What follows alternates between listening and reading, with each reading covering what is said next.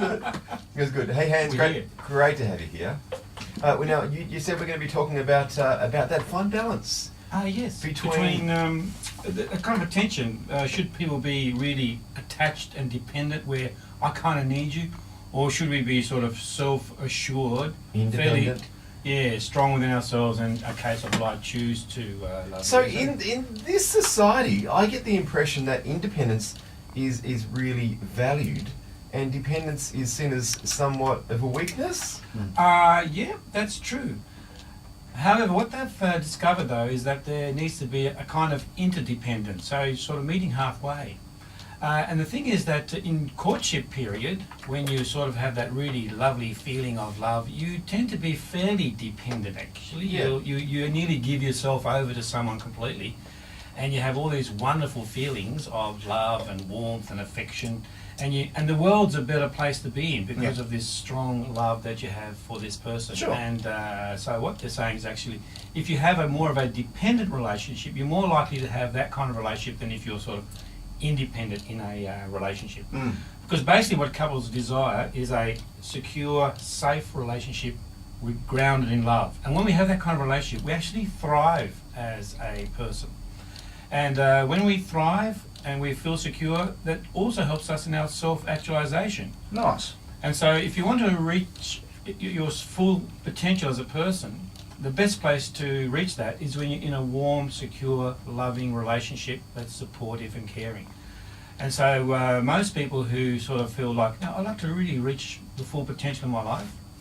So if you're in a warm, loving, caring, nurturing relationship, there's a greater opportunity for that to happen than if you're sort of in a relationship where there's tension and there's, it's not easy and you're struggling and, you're trying to be independent.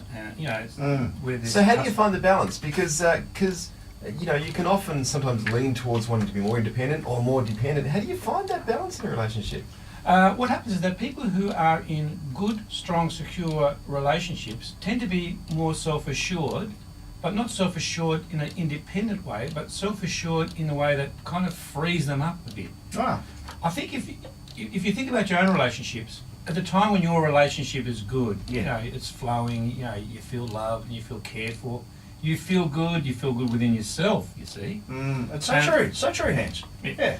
And then, everything goes better. So what they're saying is that if you really work on a good, strong, nurturing, safe, secure relationship, out of that people will become more self-assured. It happens with kids too. So kids who come from strong, loving, caring, nurturing homes tend to be more happy with themselves than kids that come from homes where it's broken and that there's constant tension and trouble, and they're forever trying to negotiate with things. So I would say that go more towards I'm dependent on you because I depend on you to give me a warm, secure, loving relationship where I can thrive. And that way I can feel more self-assured and be independent out there in the world. And Hans, that sort of dependence is certainly not, as Scott suggested, that the modern thought is dependence is a weakness. That sort of dependence is a strength. There's a strength in that. Yes. Yes. There's also a level of trust and vulnerability in that too, because you're allowing yourself to be vulnerable to somebody else. Yeah. Yep. Yeah. Which is again is a strength. Yep. And actually, vulnerability creates intimacy, particularly for women. So if guys are a little bit vulnerable and say, "Look, I really need you," that actually creates intimacy. They touch us at that level, at that point. Hans, as always, thank you so much for being here. Fantastic. Hans, I've got a new slogan for the end of Talk to the Hands. I sure hope your spouse was listening. I sure hope my spouse was listening. Oh, don't personalise it, Scott. It's a joke that they